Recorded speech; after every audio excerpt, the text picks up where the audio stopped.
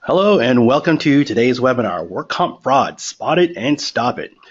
Good morning or good afternoon. My name is Giovanni with the Risk Management Department at ICW Group. I will also be your host for the next hour. Before we begin, I would like to go over a few housekeeping notes. All participants will be placed in a listen-only mode. In your webinar panel, you will see a pod labeled questions. You may type in your questions at any time during the presentation. We'll make every effort to answer all questions in the Q&A session at the end of the webinar. So right now, I would like to introduce our presenters. Our first presenter is a fraud claims law specialist and has worked in the insurance industry for 15 years. She is the lead claimant fraud investigator and the primary host of all new hire and annual anti-fraud trainings given to employees with the intent to spread the message about work comp fraud, educate personnel on detecting fraud, and how to mitigate claims when fraud is suspected.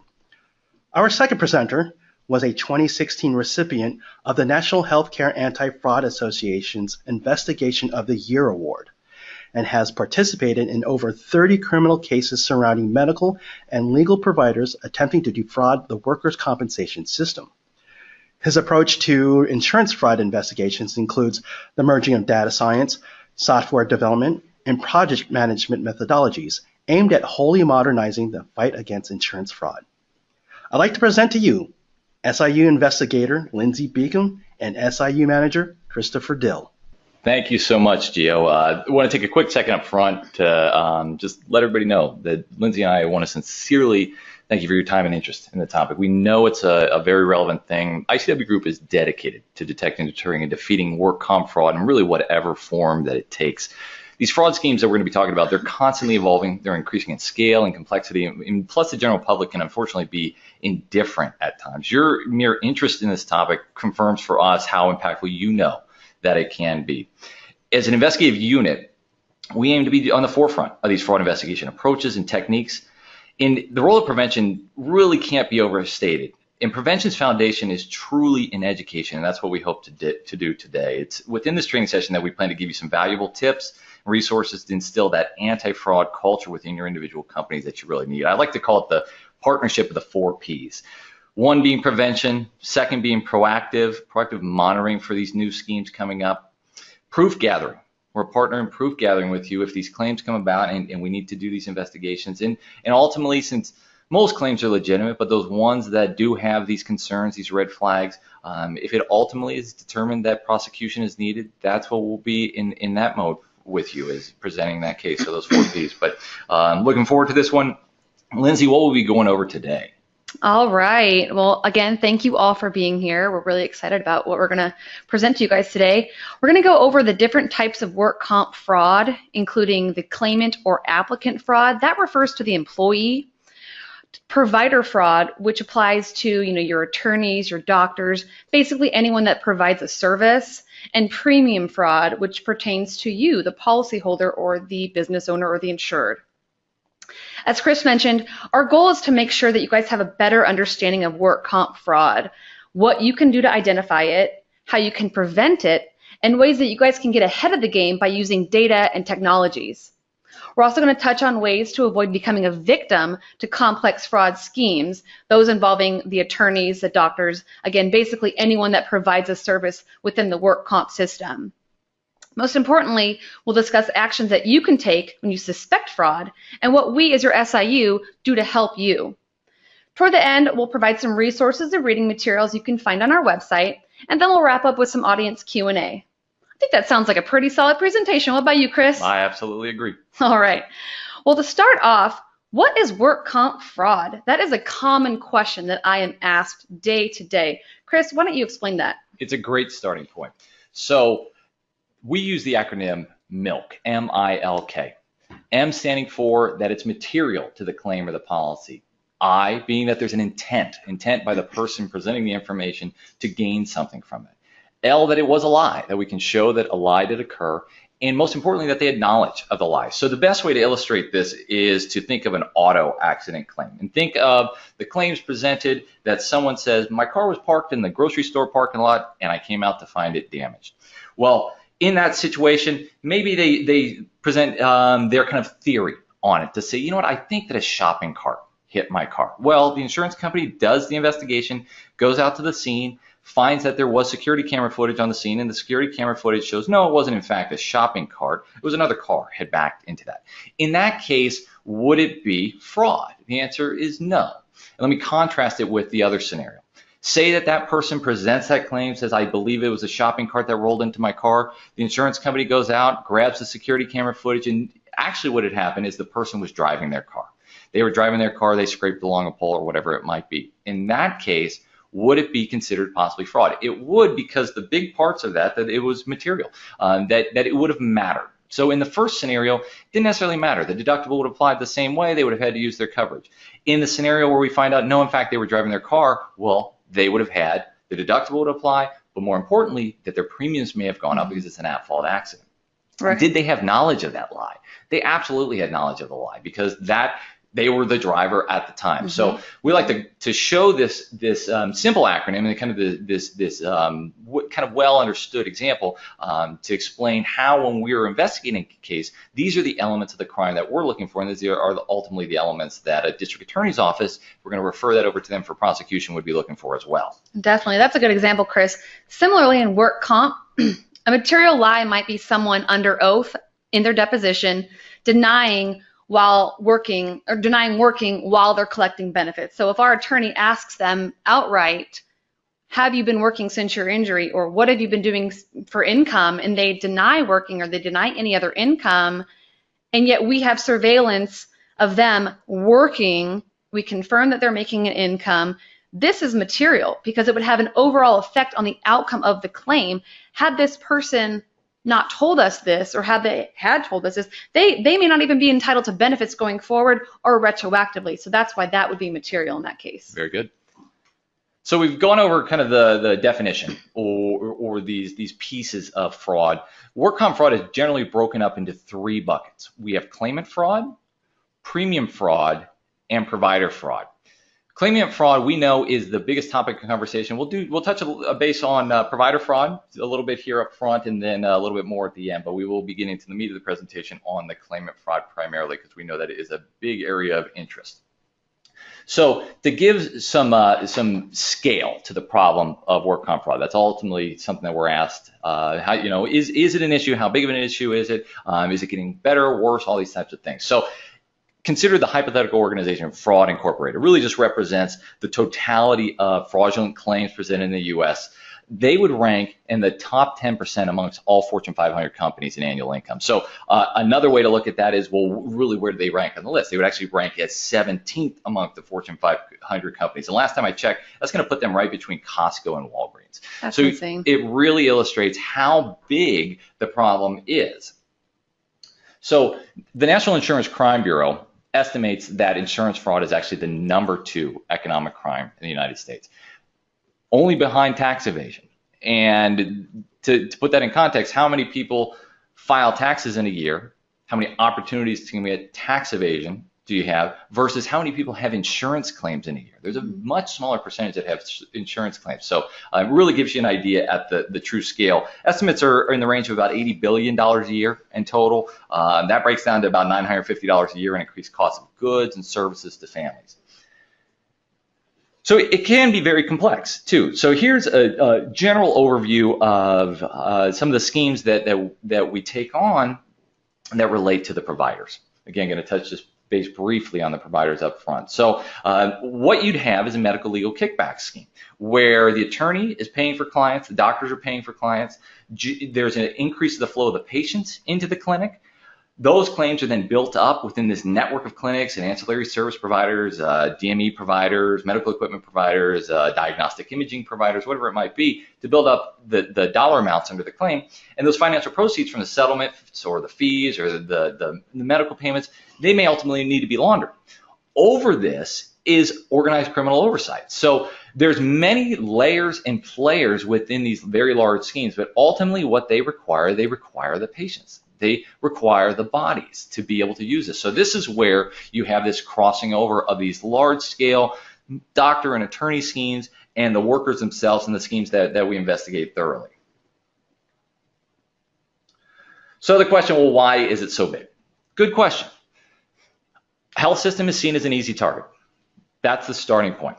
So we should be able to trust doctors and what they submit to insurance companies as being valid, that they did in fact provide this medical care, and they provided to the extent that they billed it for, and they provided it because the patient needed it. But unfortunately, when you have these kickback type schemes that start to come into play, the doctors start to make decisions based off of the financial incentive to them versus what's best for the patient. It's seen as a low risk crime. So contrast it to other options. If you are into drug crimes and you see insurance fraud as an option, it's a much safer avenue for you and frankly can be equally as lucrative. So we've seen that transition of cartels, organized crime into insurance fraud because they do see it as a lower risk crime. Unfortunately, there's low legal priority in some jurisdictions because the district attorney's office there may be up against a high amount of violent crime, so those will receive priority. There's this climate of tolerance too, this idea of it being a victimless crime, and that's really a shame because we do know that it is significantly impactful, and the more and more the estimates are really refined on how impactful it is, we really see how that impacts the individual families, the small business owners. It really is a problem. There has been weak public outreach. There's absolutely been weak public outreach. Now, this is a great example of turning that tide. We heavily focus on training. Again, we believe that the foundation of prevention is in education. So we train all of our employees, our policyholders, their employees. We even train attorneys and even other investigative groups of what to watch out for. That really speaks to us pushing that narrative back, that there hasn't been this public outreach. We believe that getting the information to the people that are most directly impacted by it, most directly able to detect it often, is really a valuable thing to do.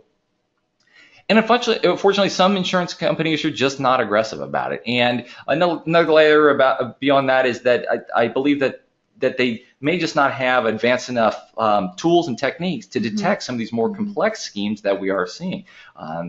This is something that we've invested a lot of time, a lot of energy, and a lot of resources into, is on this large-scale detection. The system is foundationally built for the worker. We need to understand that. And proof being required to withhold or deny any type of payments, we want to make sure that we have all the information in as solid as possible to make these good determinations. But this gives you an overall idea of, well, why is it a problem, right?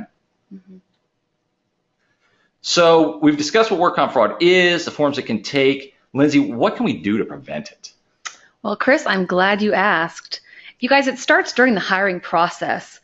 Do your research on this prospective employee. Run your background checks. Contact their references, their previous employers. Make sure they have the proper identification to work for you, and be able to identify the real versus the fake identity documentation. This is going to better help us down the road. Should this employee file a claim later on, we'll be able to verify prior claims and rule out that this now, injured elbow or injured knee was not pre-existing.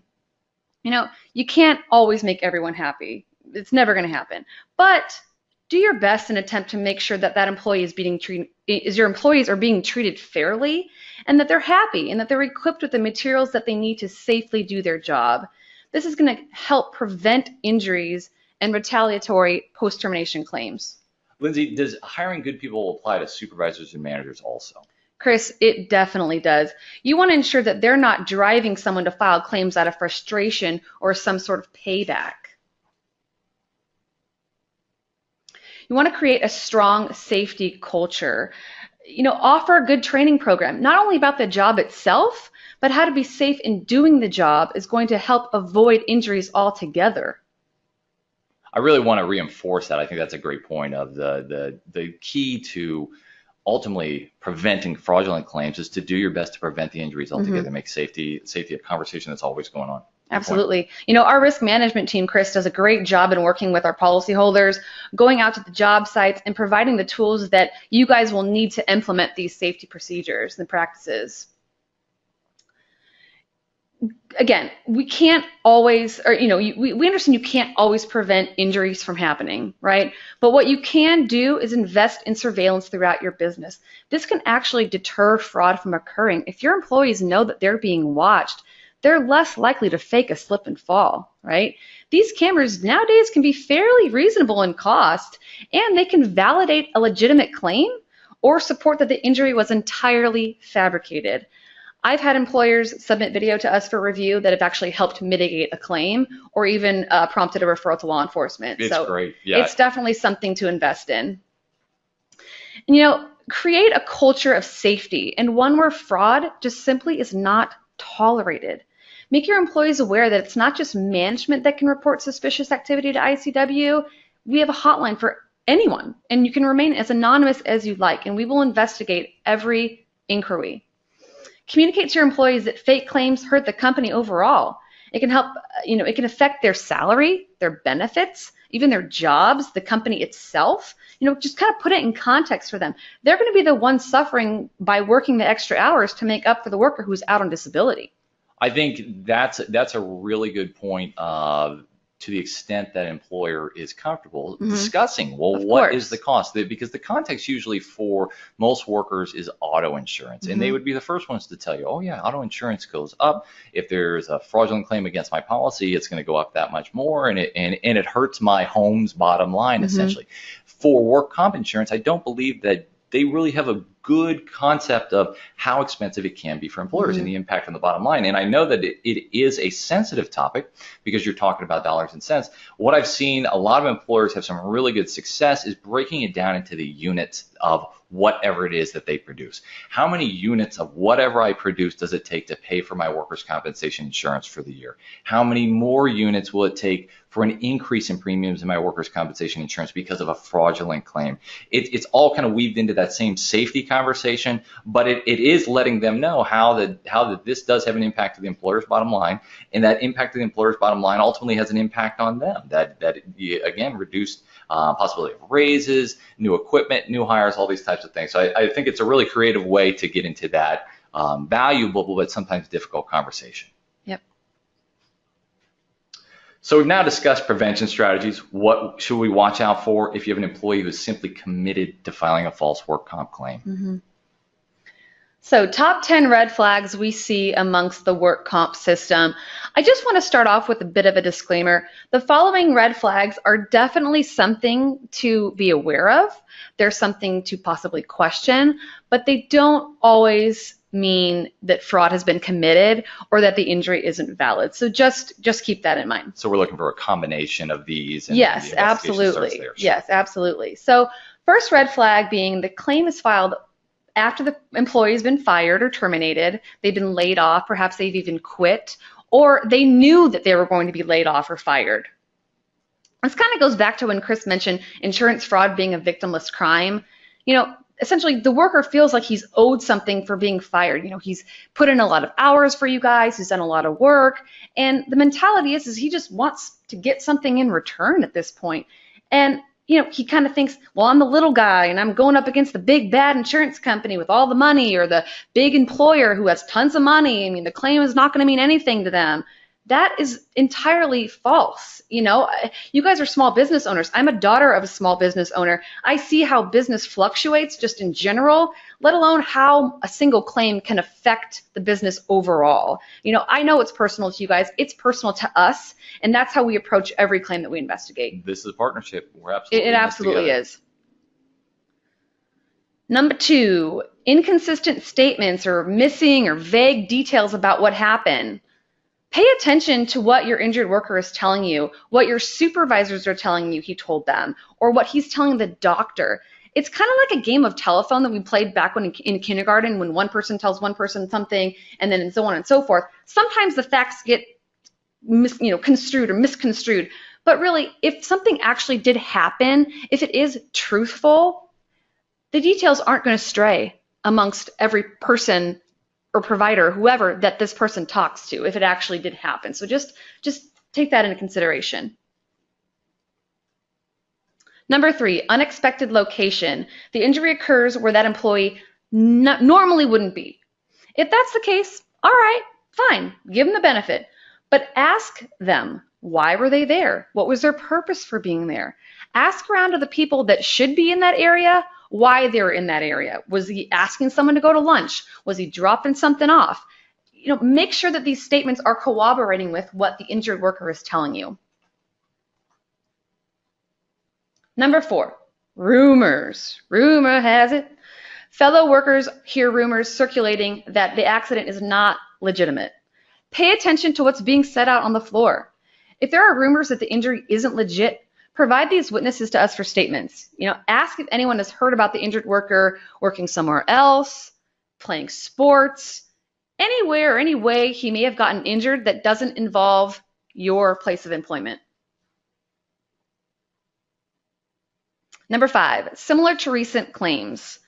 You guys, claims spread like wildfire throughout a business. People talk. One guy files a claim, he gets a settlement. He tells his buddy, he files a claim, then he files a claim. I mean, it can go on.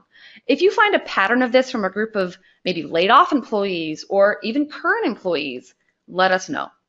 Obtain as much information as you can about the attorneys involved, if they are, the doctors involved, what the injuries are, and just any connections amongst the employees that have filed these claims.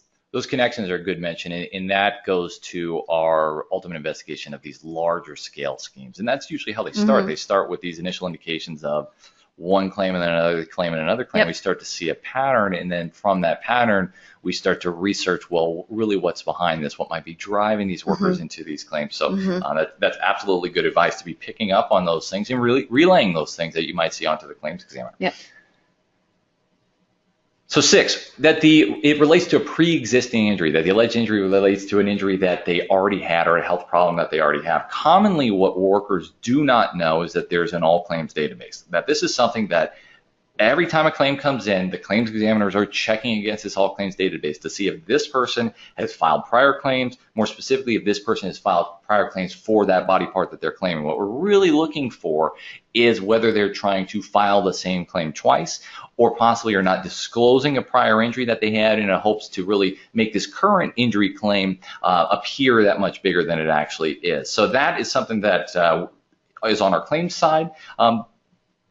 That we have their initial layer of checking, but there's also automated systems that are checking. Each claim comes through. Every claim within 24 hours is bounced against this database, checking for these prior claims as well. So it's a really valuable resource. You guys, it's always a good idea to document any time an employee mentions an injury. We know you guys work in laborious environments. Someone's always got a back injury, a backache, a pain, aches and pains. We get that. They're not always going to report it. They're not always going to tell you. But if they do mention an injury, ask if it happened at work. Don't wait for them to admit that it did happen at work and assume that if they don't admit it or they don't tell you that it isn't work related, right? Don't run away from a possible claim. Document the details, whatever they tell you, if it happened outside of work or if it happened at work but they don't want any treatment. This is going to help when and if they claim an injury later on.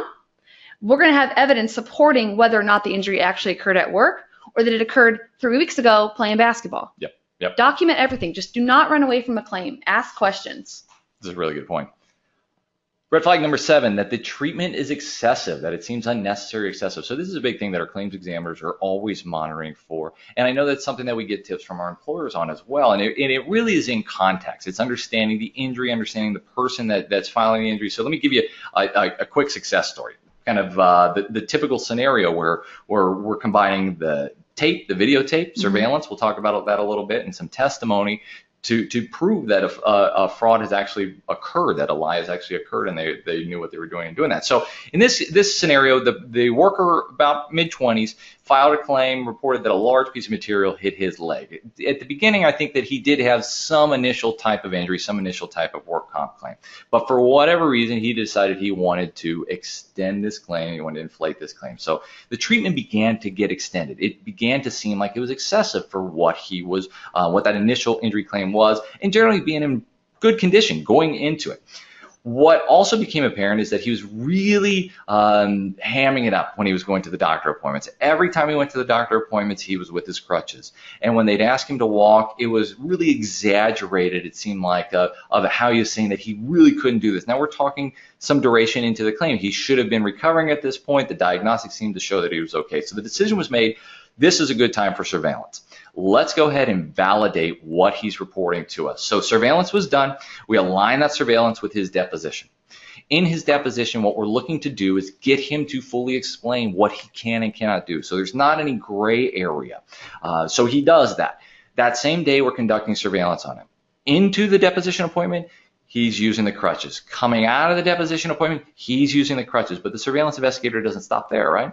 The surveillance investigator continues to follow him.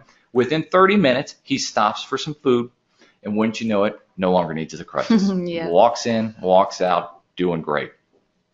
They continue to follow him. Similarly, displays that going into his house. So that's not where it stops, because what we really want to do is we want to rule out that idea of the good day scenario. He was having a good day.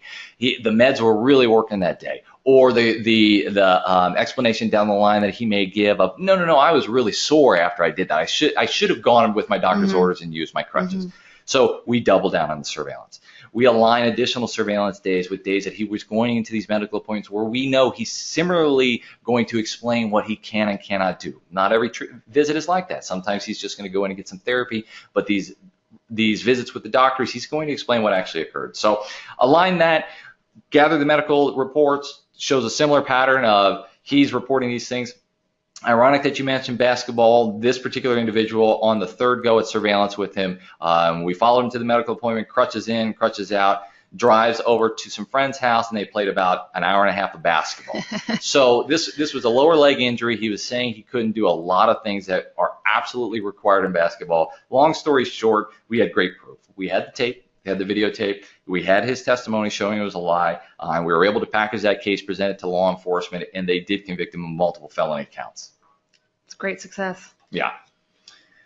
Number 8, hearing about an injury from the lawyer, that first notice of loss is from an attorney representing the employee. Most people do not have their own attorney on retainer, so it would be unusual for that first report to come immediately from the attorney. Your concern there is that there's some type of forethought into filing the claim, which makes you question whether the accident, quote unquote, was legitimate. So that's one of the things that we're keeping an eye out for. Perhaps that attorney is known for handling suspicious claims, that they're a questionable lawyer. This is a big piece of what we do as far as understanding the players in the industry, understanding the ones that are more likely to be associated with the questionable claims, and giving our claims examiners that type of information on, hey, watch out for this particular one, it's coming in. Doesn't mean that it's a fraudulent claim like we've mentioned, but that could be an initial indication, and that's where our time and energy going into understanding these players is really valuable. Certainly, if we have an employer that has insight of, no, I've seen this attorney in the past, and that with our prior carrier, we had a questionable claim, that would be good information for us to have too, because it could be the beginnings of some type of scheme. And number 10, you have the same doctor and lawyer team teaming up. So you've previously had these doctors and attorneys on the same claim. That kind of goes to that idea of a scheme, a network. So that's one of the items that we are keeping an eye out for. All right, so you've identified a red flag or something suspicious about the claim or the injury itself. Now what? First off, acknowledge that the employee may actually have a legitimate injury. Don't jump to conclusions. Don't be accusatory. Don't accuse them, of fraud or that their injury isn't valid. Tell us your suspicions. Gather all the information that you can and tell us your concerns.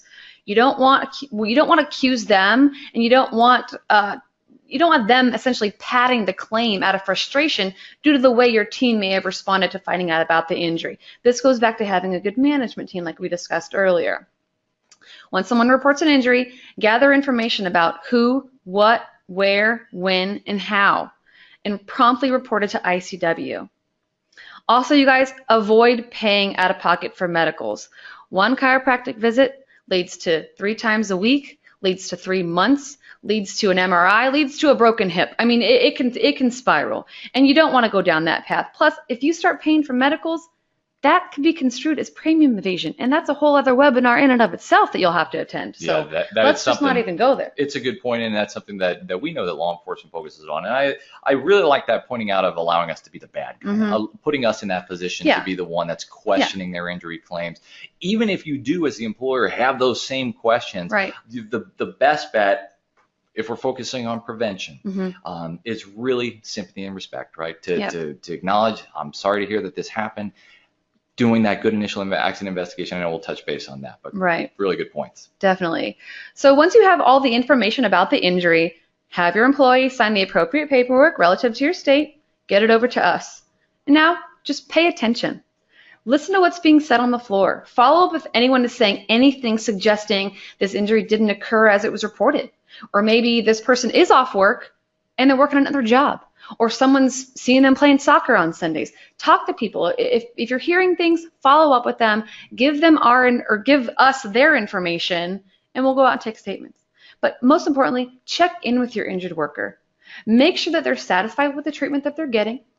See that they're getting better. Ask them get updates from them. If they're injured, they're going to hopefully be honest with you and tell you that their back still hurts or what kind of treatment they're getting or what have you. But gather as much information as possible that would support your suspicion and give it to us. Let us be the bad guy. Don't be accusatory. Once you do have that evidence supporting the possible fraud, save it, especially when it comes to surveillance, which we'll touch on in a second. Surveillance is time sensitive, so make sure that you keep it. Let us know you have it. We'll get someone out there. We'll get someone to record it. We'll let you know what you can do, how you can get it to us. Another big thing, screenshot social media posts. You guys might be friends with these people on social media. Your employees might be friends with these people on social media, and we don't have access to these certain posts. If you see someone posting something that contradicts their injury or their work restrictions or something, screenshot it. Send it over to us. We will work with you on how to get that information to us, what to expect next, and how we can assist you further. That being said, we do not want you doing your own surveillance. That's hiring an investigative firm. That's hiring a PI. That's not having it in your building. We want to encourage that surveillance in your building. But we don't want you hiring someone else to do surveillance and following this person. We don't want you acting as a private investigator. Again, us, bad guy. Let us do that. That's what you're paying us for. So I mentioned the partnership of the 4P. So how does ICW Group partner with you?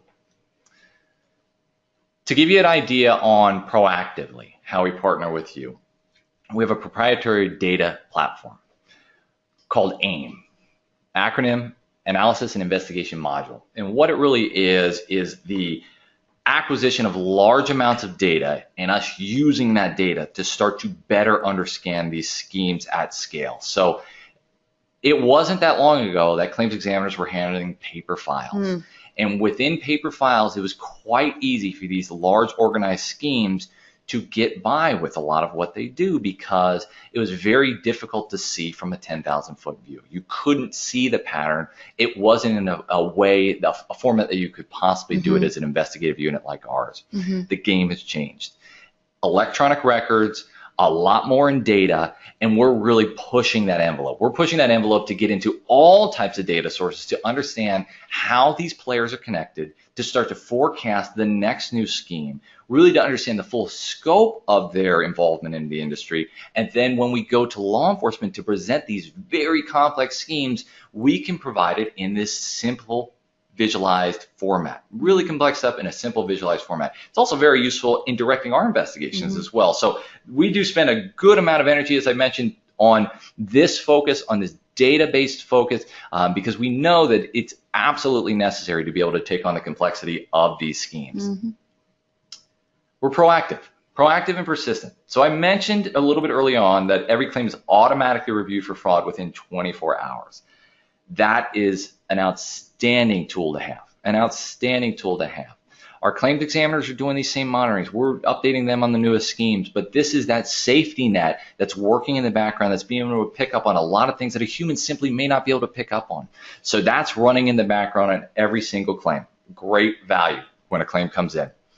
When fraud appears likely, SAU is going to refer that case for criminal investigation and prosecution.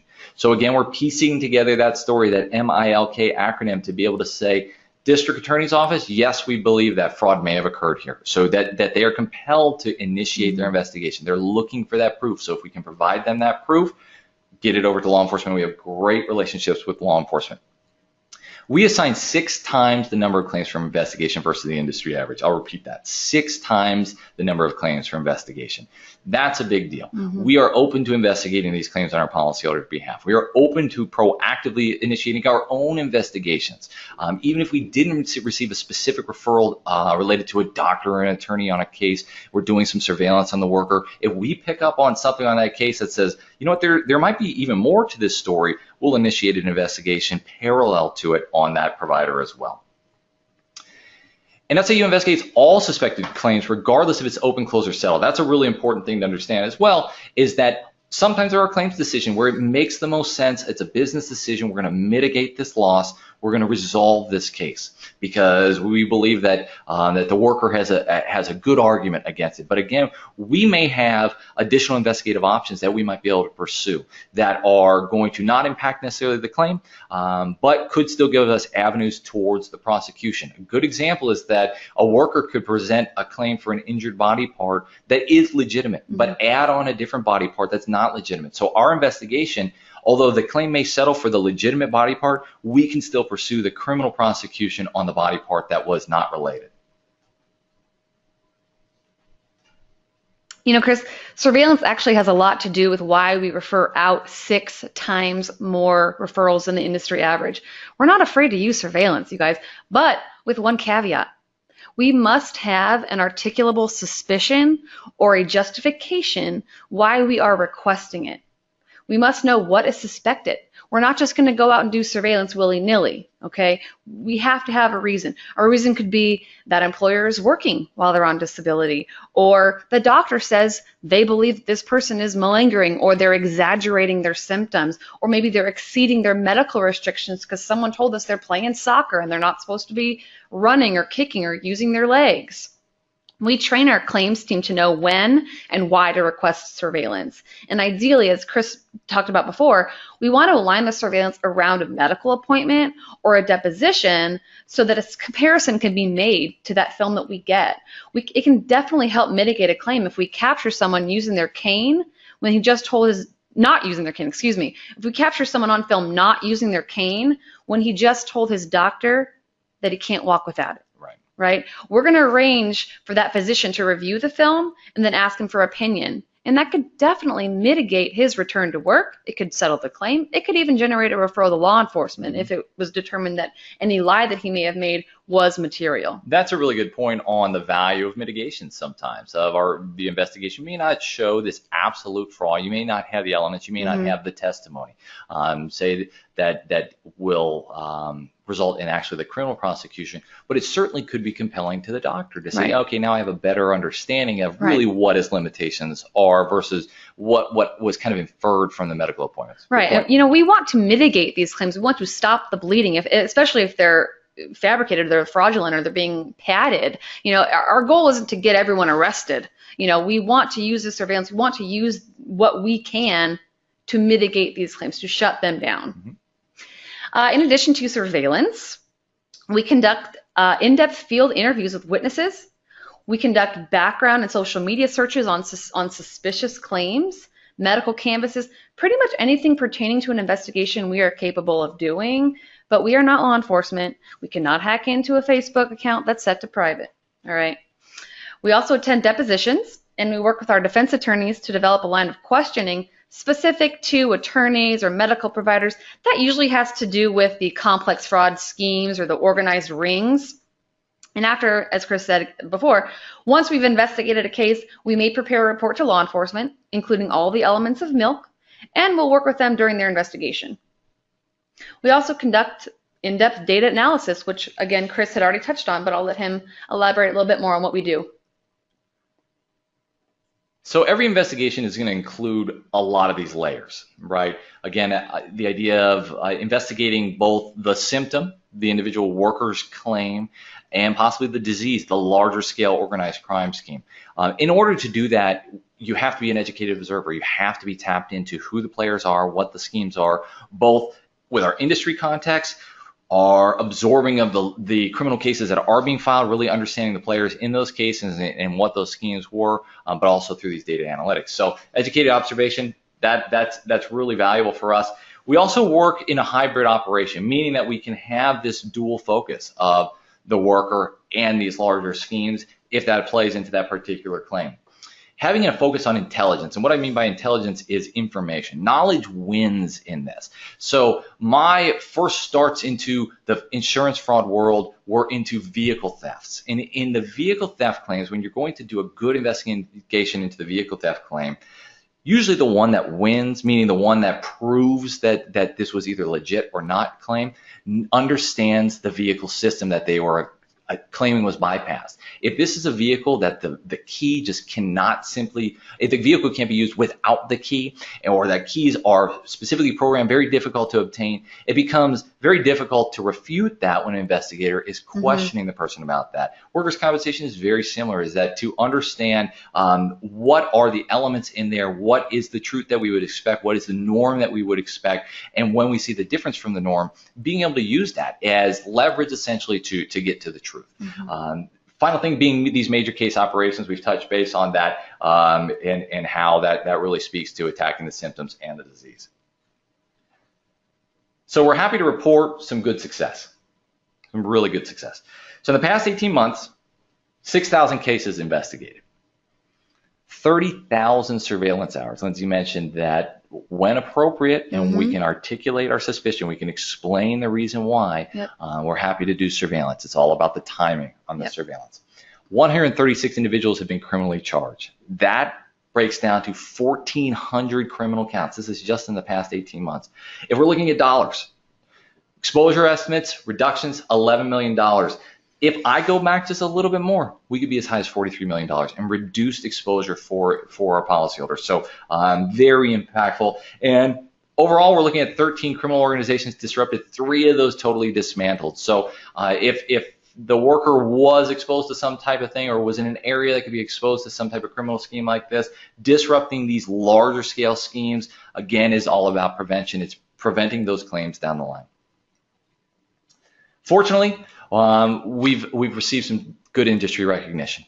It's really good to have that feedback from our peers that being on the forefront of these technologies, being on the forefront of this type of approach is valuable. We received the Investigation of the Year Award in 2016, one of the recipients for the National Healthcare Fraud Association. So that is just one more reassurance to us that this is working.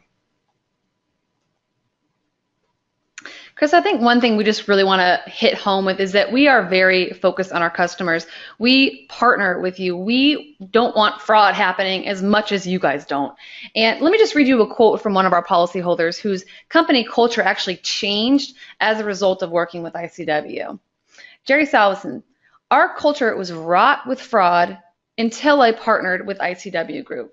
And that just feels good. It does. And really in that quote, what stands out to me is the word culture and the word partner. So we've hit that. That's been a reoccurring theme. When we talk about this partnership and a change of culture, you're talking about a change of culture going all the way back to this prevention of injuries, working with our risk management team, coming up with these solutions for how do you do your best to prevent these injuries, having these appropriate management focuses on delivering messages, sometimes difficult messages, that gives us the best foundation to be able to really instill that anti-fraud culture.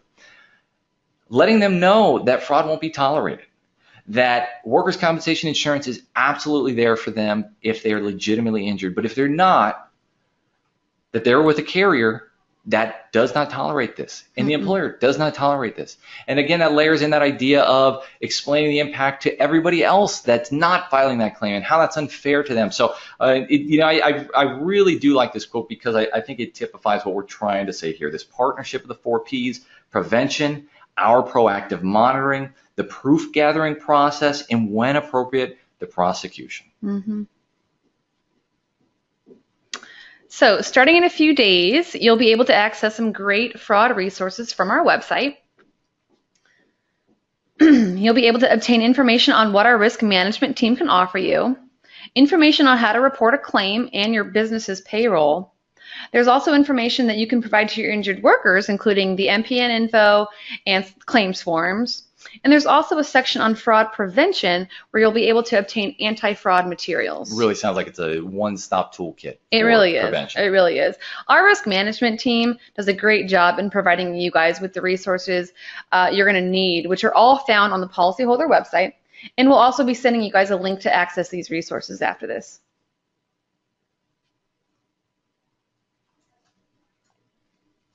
Again, I just want to point out the fraud hotline number and the email that's going to be preceding this slide. Don't be afraid. Don't be afraid to use it. Tell your employees, use the hotline number. That's what it's there for. All right, Gio, I think we have a little bit of time left over here for a couple questions. All right, thank you guys. We're going to do the Q&A session now. So as a reminder, you can type your questions in the questions pod located at the bottom of the panel. We're going to answer your questions in the order they were received. Guys, we had a couple of questions typed in early. So let's go ahead and get started while everyone else is typing their questions in. Sounds good. Okay, so is there a way for workers or employers to reach out anonymously to provide tips regarding fraud? Absolutely. That's the fraud hotline, you guys. 855 ICW fraud. I wish I knew those numbers. I don't. But 855 ICW fraud. Let your employees know about this. It's not just management that can reach out to us, and it's always, you can be as anonymous as you'd like. There's actually an email on there too that you can probably get on the I know you can get on the website, but honestly you can, it's right there. You can actually any way that they're comfortable, again, as anonymous as they want. The posters are really good too. So one of the materials that's going to go out and actually is available if anyone needs it now. They just can go ahead and email their question through the survey. That'd be fine. Yep. But the poster has that tip line on it as well. Right. That's the way to get in contact with us. Thank you. All right, guys, next question. What areas of the country is fraud more prevalent? Oh, good question. I'll take that one. That's the data analytics side, right? So generally, California, New York, Florida, Texas, Illinois, those are the big states that more of the questionable claims tend to come in on. Breaking that down even more, you're going to see cities like New York City, LA, Miami, Houston, Baltimore, Chicago. They have more, but we like to look at it in context. So New York population is about twice what LA is, but when you look at the questionable claims, they're pretty close, meaning that there's a bigger proportion of questionable claims in the LA area. That's great information to have. The one that really stands out to me is Miami. Miami is right in that range of number 3 or number 4 on questionable claims. They're over 40th in population. So they have a much smaller population and a large amount of questionable claims. In those cities that I mentioned, we know that there is a heavy influence of these more complex schemes, these doctor-lawyer types of schemes. So that's why you want to be tapped into who are the players, especially in these cities where you see these spikes in activity. Okay, so we've been asked, do we have in-house investigators? Good question. Yes, we do. Full staff of in-house investigators responsible for various steps of the fraud investigation process, from the data analytics stuff that we've talked about to the direct investigation of these cases, oversight of these cases in the investigation. We mentioned the packaging of the cases for criminal prosecution. We do that. We believe that we have our best interests in mind. We have our policyholders' best interests in mind when we're packaging these cases. So it allows us to be flexible. We use vendor surveillance investigators, select panel of them to do the surveillance side of it, as I mentioned. That gives us the ability to morph with customers' needs, and more importantly, morph with customer locations, that we can always have an investigator in your area. So really great hybrid operation that we're using there, and allows us to hit both sides. Okay, here we go. What are you asked to investigate more, questionable worker claims or doctors? That's a good question. That is a good question. We receive a good amount of referrals for the worker claims. Again, in context, we know that there's opportunities even within those referrals to take a look at the doctors and lawyers. So it's not uncommon that we will, in parallel, investigate the doctor and lawyer. Or we may already have an investigation going on, and this is another piece of the puzzle that we're able to piece together. So I mentioned that $11 million. That $11 million is specific to the doctors, the impact of the doctors. If we expand it out, we're again looking at $43 million. So you can see how there's this overall inflation of the cost, and it's important to not overlook this idea of symptoms versus disease. You really need to take on both. Good question. Okay. Can voice be recorded during surveillance? Historically, no. I mean, it would depend on your state, but our surveillance investigators do not record surveillance. Typically, we surveil people not, where they, okay, let me rephrase. No, not normally. We do not record surveillance, or we do not record voice. when we would do surveillance, we do so where the public can be.